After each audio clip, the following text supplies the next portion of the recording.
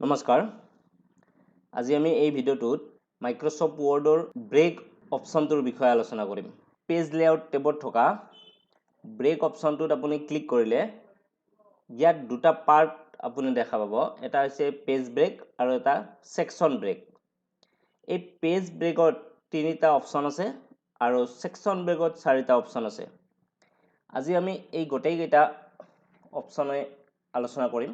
গতিকে ভিডিঅ'টো যদি সম্পূৰ্ণ শেষলৈকে চাই থাকে নিশ্চয় আপোনালোকে ভাল পাব। এই ব্ৰেক অপশ্যনৰ বিষয়ে আলোচনা কৰিবলৈ অকমান টেক্সট লাগিব। ৰেন কমাণ্ড ব্যৱহাৰ কৰি মই টেক্সট কিছুমান আনি ল'ম।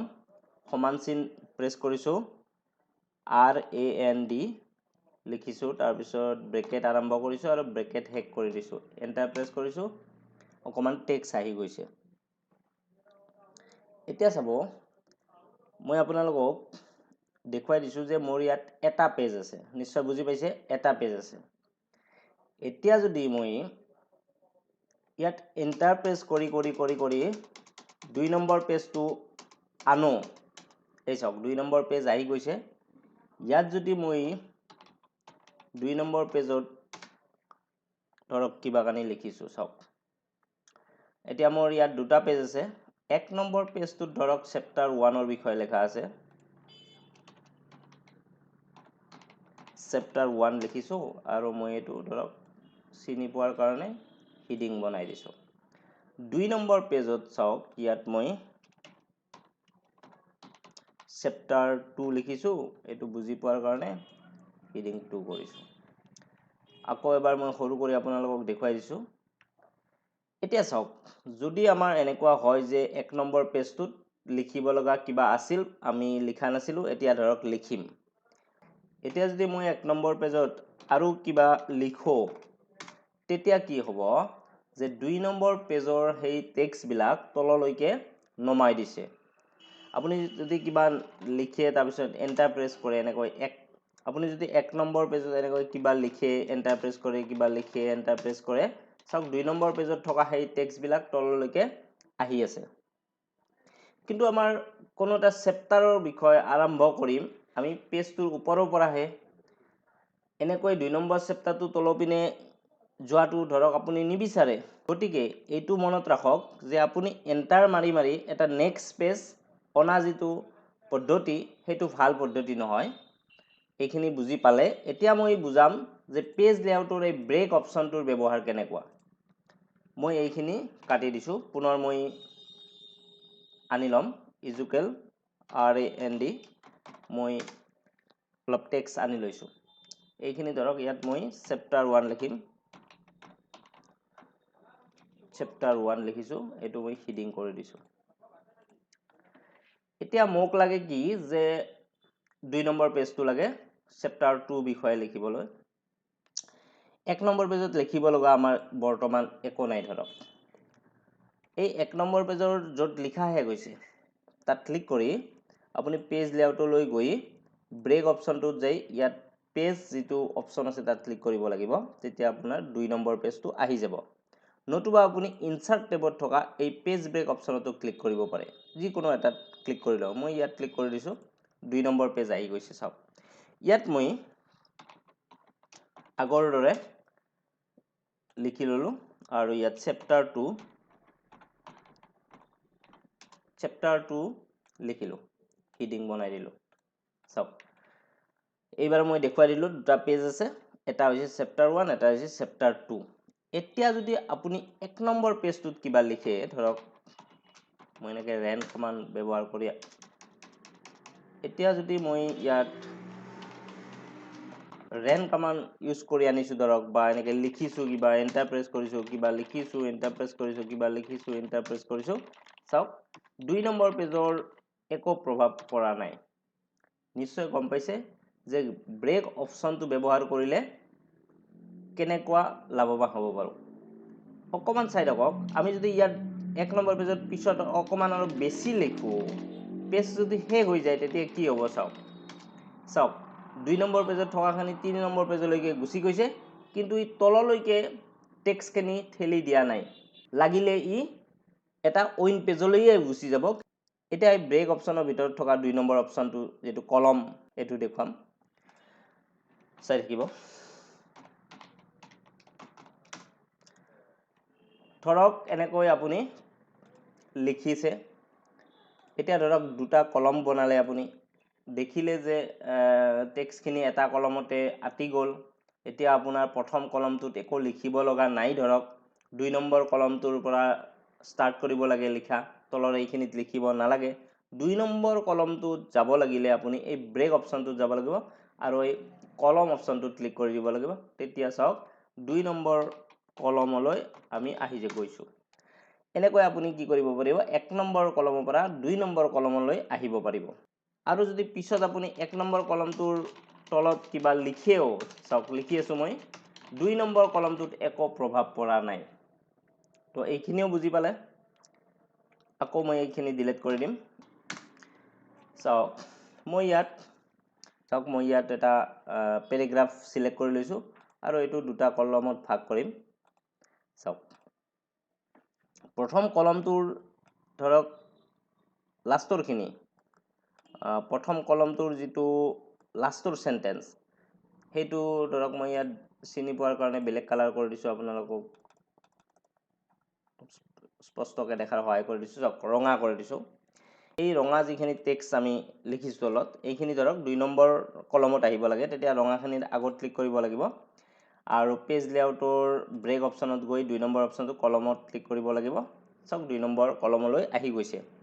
এনেকৈ আমি টেক্সটও 1 নম্বৰ কলমৰ পৰা 2 নম্বৰ কলমলৈ আনিব পাৰোঁ। কিন্তু যদি আৰু এবাৰ আমি এইটো কাম কৰোঁ, তেতিয়া কি হ'ব চাই থাকিব। ধৰক এই সেন্টেন্সটো মই নিব বিচাৰিছোঁ 2 নম্বৰ কলমত।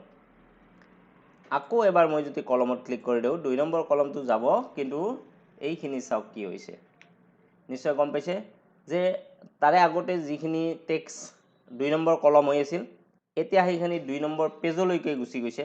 2 নম্বৰ পেজত আৰু কি হৈছে, কলম হৈ এনেকৈ দেখা দিছে। এতিয়া টেক্সট ৰেপিংটো অকণমান দেখুৱাই দিম। টেক্সট ৰেপিং চাব, এই পেৰাগ্ৰাফ এটাৰ কথা লৈছোঁ। চাব এইটো পেৰাগ্ৰাফ, ধৰক এই যিটো লাইন, এইটো লাইন সেই পেৰাগ্ৰাফটোতে থাকিব লাগে, কিন্তু এইটো এটা বেলেগ লাইনৰ পৰা আৰম্ভ হ'ব লাগে। পেৰাগ্ৰাফ চেঞ্জ হ'ব নালাগে, লাইন চেঞ্জ হ'ব লাগে। তেতিয়া আপুনি কি কৰিব, এই যিটো সেন্টেন্স, সেই সেন্টেন্সটোৰ আগত ক্লিক কৰিব, ব্ৰেক অপশ্যনটোলৈ যাব, টেক্সট ৰেপিং অপশ্যনত ক্লিক কৰিব, তেতিয়া এইটো বেলেগ এটা লাইন হৈ গৈছে, কিন্তু পেৰাগ্ৰাফ সেই একেটাই আছে। নিশ্চয় এই তিনিটা আপোনালোকে বুজি পাইছে।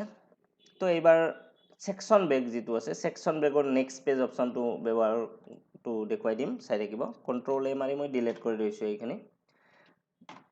ৰেন কমাণ্ড ইউজ কৰি মই আকৌ টেক্সট অলপ আনি লৈছোঁ।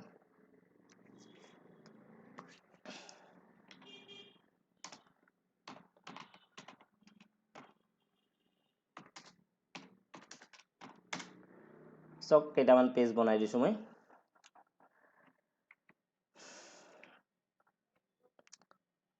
চাওক 1 নম্বৰ পেজটো মই দেখুৱাই আছোঁ আপোনালোকক। 1 নম্বৰ পেজটো ইয়াত শেষ হৈ গৈছে। আপুনি ধৰক এই গোটেই যিটো পেৰাগ্ৰাফ, সেইটো 2 নম্বৰ পেজলৈ যোৱা বিচাৰিছে, লগতে এটা সেকশ্যন ক্ৰিয়েট হোৱা বিচাৰিছে। তেতিয়া আপুনি এই যিটো পেৰাগ্ৰাফ তাৰে আগত ক্লিক কৰিব লাগিব আৰু আপুনি এই যিটো সেকশ্যন ব্ৰেকৰ নেক্সট পেজ অপশ্যনত ক্লিক কৰিব লাগিব। নেক্সট পেজত ক্লিক কৰিলে কি হ'ব, এই টেক্সটখিনি, সেই পেৰাগ্ৰাফটো তলৰ পেজটোলৈ যাব, মানে 2 নম্বৰ পেজটোলৈ যাব, লগতে এটা সেকশ্যন হ'ব। সেকশ্যন হ'লে কি আমাৰ সুবিধা, সেইটো মই এতিয়া দেখুৱাম আপোনালোকক। ধৰক আপুনি এতিয়া অৰিয়েণ্টেশ্যন চেঞ্জ কৰিব, লেণ্ডস্কেপ কৰিব, কিন্তু ওপৰৰ পেজটো নকৰে, তলৰটো কৰিব। তেনেকুৱা ধৰণৰ কৰিব পাৰি। পেজ ছেটআপৰ যিটো লাঞ্চাৰ বুটাম আছে, তাত ক্লিক কৰক, লেণ্ডস্কেপ অপশ্যনটোত ক্লিক কৰক আৰু তলত আপুনি দেখা পাব দিছ ছেশ্যন বুলি ইয়াত লিখা আছে। ইয়াত ক্লিক কৰিলে আপুনি দিছ পইণ্ট ফৰৱাৰ্ড অপশ্যনটো পাব, হোল ডকুমেণ্ট পাব। আপুনি হোল ডকুমেণ্ট নাৰাখি দিছ ছেশ্যন কৰি দিয়ক, তেতিয়া অ'কে মাৰিলে দেখা পাব যে আপুনি সেই পিছৰ পেজকেইটা, মানে যিটো সেকশ্যন বনাইছিলোঁ, সেকশ্যনটো ব্ৰেক কৰি দিছিলোঁ, এই সেকশ্যন মানে এটা 4টা পেজ আছে। প্ৰথম পেজটো বাদ দি বাকীকেইটা বেলেগ ছেকশ্যনত ভাগ হৈ গৈছে, এইকেইটা কি হৈছে লেণ্ডস্কেপ হৈ গৈছে। আৰু যদি আপুনি পোৰ্ট্ৰেইট কৰে পোৰ্ট্ৰেইট কৰি ল'ব পাৰে। তাৰপিছত আপুনি মাৰ্জিন চেঞ্জ কৰিব পাৰে। ধৰক আপুনি প্ৰথমৰ পেজটোৰ ছেশ্যনটোৰ মাৰ্জিন চেঞ্জ কৰিব, তেতিয়া আপুনি কি কৰিব পেজ ছেটআপ লাঞ্চাৰৰ সেই ডায়লগ বক্সখন উলিয়াই ল'ব, পেজ ছেটআপ লাঞ্চাৰত ক্লিক কৰি পেজ ছেটআপ ডায়লগ বক্সখন উলিয়াই ল'ব। তলত আপুনি দেখাই পাব ডিছ ছেশ্যন বুলি লিখা আছে, আৰু ডিছ ছেশ্যন যদি লিখা নাথাকে আপুনি এইখিনিত চাওক, এইখিনিত ড্ৰপডাউন বুটাম এটা আছে, ড্ৰপডাউন বুটামত ক্লিক কৰি আপুনি ডিছ ছেশ্যনটোও কৰি ল'ব পাৰিব। এতিয়া আপুনি যদি মাৰ্জিন চেঞ্জ কৰে, ধৰক টপ মাৰ্জিন বা লেফ্ট মাৰ্জিন আপুনি চেঞ্জ কৰিব বিচাৰিছে, চাওক এই পেজটোৰে মাৰ্জিনটো চেঞ্জ হৈছে। 1 নম্বৰৰ লেফ্ট ছাইডৰ মাৰ্জিনটো কমি গৈছে, কিন্তু তলৰ কেইটাৰ মাৰ্জিন চেঞ্জ হোৱা নাই। তো এনেকৈ আমি ওৰিয়েণ্টেশ্যন চেঞ্জ কৰাৰ উপৰিও মাৰ্জিন চেঞ্জ কৰিব পাৰিম বা কলম চেঞ্জ কৰিব পাৰিম। চাওক 1 নম্বৰ পেজটোৰ যদি আপুনি কলম চেঞ্জ কৰিব বিচাৰিছে, তেতিয়া মোৰ কলমত যাওক আৰু তলত চাওক ডিছ ছেশ্যন অপশ্যনটো দেখা দিয়ে আছে, আপুনি 2 কলমত ক্লিক কৰি অ'কে মাৰি দিয়ক। বৰ্ডাৰৰ ক্ষেত্ৰত আপুনি ব্যৱহাৰ কৰিব পাৰিব। চাওক আমি ধৰক 1 নম্বৰ পেজৰে বৰ্ডাৰ চেঞ্জ কৰিম, তেনেকুৱাও হ'ব পাৰে। তেতিয়া কি কৰিব লাগিব চাওক, আমি পেজ বৰ্ডাৰ অপশ্যনটো লৈ গ'লোঁ, ইয়াতো ডিছ ছেশ্যন অপশ্যনটো পাব, আপুনি হোল ডকুমেণ্ট দেখা পাব। এতিয়া চাওক ইয়াতে হোল ডকুমেণ্ট দেখা দি আছে, আমি ইয়াত ড্ৰপডাউন বুটামত ক্লিক কৰি ডিছ ছেশ্যন অপশ্যনটো বাছি লৈছোঁ, এটা বক্স দি দিছোঁ অ'কে, বা মই ইয়াতে বেলেগ ধৰণৰ এটা ডিজাইন লগাই দিব পাৰোঁ।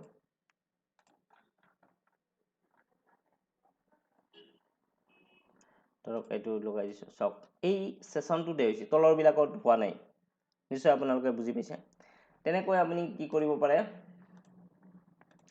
পেজ নাম্বাৰৰ ক্ষেত্ৰত ব্যৱহাৰ কৰিব পাৰে। আমি ইনচাৰ্টত গৈ পেজ নাম্বাৰ এটা দি লৈছোঁ। চাওক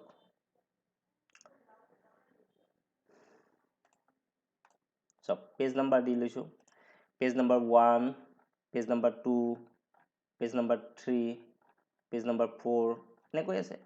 আপুনি ওপৰৰ যিটো ছেকশ্যন বা তলৰ যিটো ছেকশ্যন, ইয়াত আপুনি ক্লিক কৰিব লাগিব। মই এতিয়া 2 নম্বৰ ছেকশ্যনত ক্লিক কৰিছোঁ। ইয়াৰে মই কি কৰিব পাৰোঁ, এই যিটো পেজ নাম্বাৰ তাৰ ফৰ্মেট চেঞ্জ কৰিব পাৰোঁ। ফৰ্মেট পেজ নাম্বাৰ অপশ্যনত ক্লিক কৰি মই ইয়াত ABCD কৰি দিছোঁ, দি অ'কে প্ৰেছ কৰি দিয়াৰ লগে লগে এইটো চাওক ওপৰতটো 1 দেখা দি আছে, ওপৰতটো 1 দেখা দি আছে, আৰু 2 নম্বৰ পেজত B দেখা দিছে। আপুনি এই বিটো আৰু এও কৰিব পাৰে। ফৰ্মেট পেজ নাম্বাৰত ক্লিক কৰি আপুনি ষ্টাৰ্ট এটত ক্লিক কৰি দিলে হ'ব। অ'কে, চাওক এইটো এ হৈ গ'ল। ওপৰত যদি নাম্বাৰ আছে, তলত লেটাৰ আছে, তো এনেকৈ পেজ নাম্বাৰ চেঞ্জ কৰিব পাৰিব, বৰ্ডাৰ এণ্ড শ্বেডিঙো আপুনি চেঞ্জ কৰিব পাৰিব, বা হেডাৰো চেঞ্জ কৰিব পাৰিব। ইয়াত ধৰক আপুনি চেপ্টাৰ 1 লিখিব। চাওক ইয়াত ডাবল ক্লিক কৰিছোঁ, মই ইয়াত লিখিম ধৰক এতিয়া চেপ্টাৰ 1 লিখি দিছোঁ মই ইয়াত। চাওক এইটো আপোনালোকে নিশ্চয় দেখা পাইছে, চেপ্টাৰ 1 লিখি দিছোঁ। চেপ্টাৰ 1 ডিজাইন টেব যে আছে, ডিজাইন টেবত আপুনি কৰিব লাগিব। তাৰপিছত আপুনি 2 নম্বৰ পেজলৈকে আহি যাব। 2 নম্বৰ পেজলৈকে আহি এইটো লিংক টু প্ৰিভিয়াছ আছে, আপোনালোকক মই দেখুৱাই দিছোঁ। এইখিনিতে চাওক লিংক টু প্ৰিভিয়াছ বুলি এটা অপশ্যন আছে, নিশ্চয় আপোনালোকে গম পাইছে। এই লিংক টু প্ৰিভিয়াছ অপশ্যনত আপুনি এবাৰ ক্লিক কৰি দিব লাগিব। তাৰপিছত চেপ্টাৰ ইয়াত 2 লিখি দিয়ক, তাৰপিছত ক্ল'জ হেডাৰ এণ্ড ফুটাৰত ক্লিক কৰক। চাওক এইটো চেপ্টাৰ 1 লিখা আছে, আৰু তলত চাওক এইটো চেপ্টাৰ 2 লিখা গৈছে, আৰু চাওক তলৰ পিনে 2 লিখা গৈছে, ইয়াতো 2 লিখা আছে। নিশ্চয় আপোনালোকে গম পাইছে যে হেডাৰো আমি চেঞ্জ কৰিব পাৰোঁ। কি কৰাৰ কাৰণে সম্ভৱ হৈছে বুলি যদি আপুনি জানিব বিচাৰে, আমি ক'ব লাগিব এইখিনি সম্ভৱ হৈছে একমাত্ৰ এই ছেকশ্যন ব্ৰেক কৰাৰ কাৰণে। ছেকশ্যন ব্ৰেক কৰিলে এটা ছেকশ্যনত বেলেগ হেডাৰ দিব পাৰিব, আনটোত বেলেগ হেডাৰ দিব পাৰিব। যেতিয়া আমি এই ছেকশ্যন চেঞ্জ কৰিম, তেতিয়া মাৰ্জিন, ওৰিয়েণ্টেশ্যন, সাইজ, কলমছ ইত্যাদি আমি চেঞ্জ কৰিব পাৰোঁ। লগতে বৰ্ডাৰ, পেজ বৰ্ডাৰ চেঞ্জ কৰিব পাৰোঁ, হেডাৰ এণ্ড ফুটাৰ চেঞ্জ কৰিব পাৰোঁ, পেজ নাম্বাৰ চেঞ্জ কৰিব পাৰোঁ ইত্যাদি আমি সুবিধা ল'ব পাৰোঁ। চাব এতিয়া সাইজ চেঞ্জ কৰি অকণমান দেখুৱাই দিম। ধৰক মই ইয়াত ক্লিক কৰি এটা ছেকশ্যন বনাই লৈছোঁ, নেক্সট পেজ মাৰি। এতিয়া মই 3 নম্বৰত আৰু এটা সেকশন বনাই লম ধৰক এইটো বেলেগ এটা সেকশন বনাম সক মাজৰ যেটো 2 নম্বৰ পেজ হেতু মই লিগেল সাইজৰ কৰিম আৰু বাকি কেইটা লেটাৰ সাইজৰ আছে মই যেতিয়া সৰু কৰি দিম সক নিশ্চয় আপোনালোকে গম পাইছে চাৰিটা পেজ আছে মাজৰটো লিগেল হৈছে আৰু বাকি কেইটা লেটাৰ সাইজৰ হৈ আছে এইবাৰ আমি সেকশন এটা বনাম কিন্তু আমাৰ নেক্সট পেজ হ'ব নালাগে যেনেকৈ আছে টেক্সট কেনে হেনেকৈ থাকিব লাগে কিন্তু এটা সেকশন ব্ৰেক হ'ব লাগে বা সেকশন এটা ক্ৰিয়েট হ'ব লাগে তেতিয়া আমি কি কৰিম সেইখিনিত আপুনি ক্লিক কৰিব লাগিব যিখিনি পৰা আপুনি এটা বেলেগ সেকশন বনাব বিচাৰিছে মই এই পেৰাগ্ৰাফটোৰ আৰম্ভণিত ক্লিক কৰিছো ব্ৰেক অপচনটো লৈ গৈছো আৰু এই কন্টিনিউয়াস অপচনটোত মই ক্লিক কৰি দিয়াৰ লগে লগে এইখিনিৰ পৰা এটা বেলেগ সেকশন আৰম্ভ হৈছে এটা সেই বেলেগ সেকশনটোত আপুনি কি কৰিব পাৰিব যদি আপুনি বৰ্ডাৰটো চেঞ্জ কৰি দিব বিচাৰে পেজ বৰ্ডাৰ যদি চেঞ্জ কৰিব বিচাৰে ইয়াত যেটো হোল ডকুমেন্ট আছে এইটো আপুনি দিস সেশন কৰি দিয়ক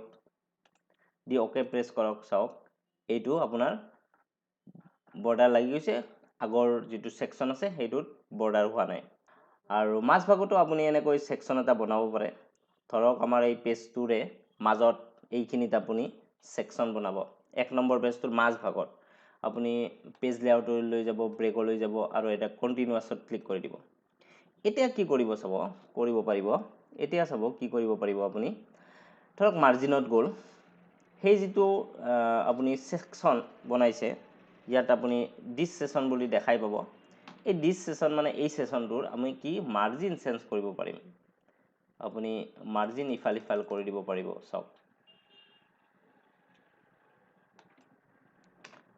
লেফট মাৰ্জিন আৰু মই ৰাইট মাৰ্জিন অকমান চেঞ্জ কৰি দিছো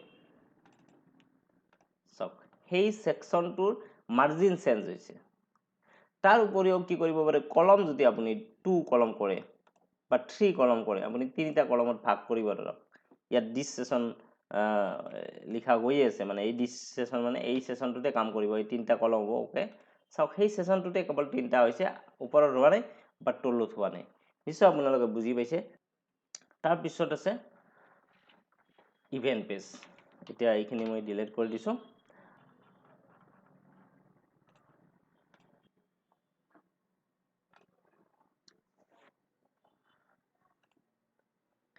এবাৰ আমি একেবাৰে তলৰ যে দুটা ইভেন্ট পেজ আৰু আউট পেজ আছে সেই দুটা অকমান আলোচনা কৰিম চাব নিশ্চয় বুজি পাব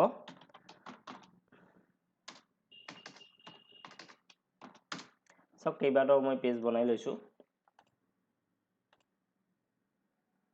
সব ইয়াত পেজ নাম্বাৰ দি লৈছো এইটো 4 নম্বৰ এইটো 3 নম্বৰ এইটো 2 নম্বৰ এটা ধৰক 2 নম্বৰ পেজটোত আছো আমি 2 নম্বৰ পেজটো এইটো 2 নম্বৰ পেজ 2 নম্বৰ পেজৰ ধৰক আমি লাষ্টৰ যেটো পেৰাগ্ৰাফ এই পেৰাগ্ৰাফটো ধৰক আপুনি এৰে নেক্সট পেজত নিব বিচাৰিছে ইয়াৰ পৰা লাষ্টৰ যেটো পেৰাগ্ৰাফ আছে 4টা 5টা লাইনৰ পেৰাগ্ৰাফ আছে এইটো 2 নম্বৰ পেজ আমি 2 নম্বৰ পেজত এই পেৰাগ্ৰাফটো ৰাখিব বিচৰা নাই এটো 4 নম্বৰ পেজলৈকে নিব বিচাৰিছো কিন্তু আমি 3 নম্বৰ পেজটো বিচৰা নাই আমাক 3 নম্বৰ পেজটো নেলাগে 2 নম্বৰৰ পৰা জাপ মাৰি আমি 4 নম্বৰ পেজলৈকে যাব লাগে আৰু মাজত 3 নম্বৰ পেজটো নেলাগে কিছুমান কিতাপ পঢ়িলে আপুনি তেনেকুৱা পাব তো তেতিয়া আমি কি কৰিম পেজ ব্ৰেকলৈ যাম ব্ৰেক অপচনটো লৈ যাম আৰু আমি ইভেন্ট পেজত ক্লিক কৰি দিব লাগিব ইভেন্ট পেজত ক্লিক কৰি দিয়াৰ লগে লগে 2 নম্বৰ পেজটোৰ যিখিনি লিখা 2 নম্বৰ পেজৰ